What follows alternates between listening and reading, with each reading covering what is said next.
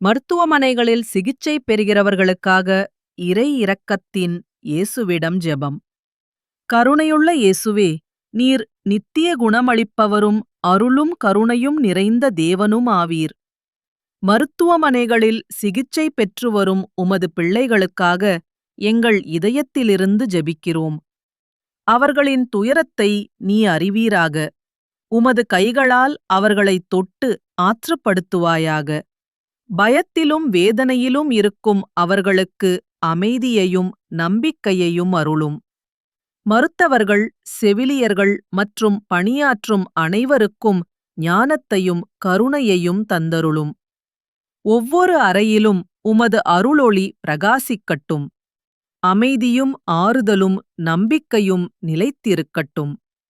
இயேசுவே, அவர்களின் உடல், மனம், ஆன்மா அனைத்திற்கும் உமது தெய்வீக சுகத்தை அருள்வாயாக. ஆமென்.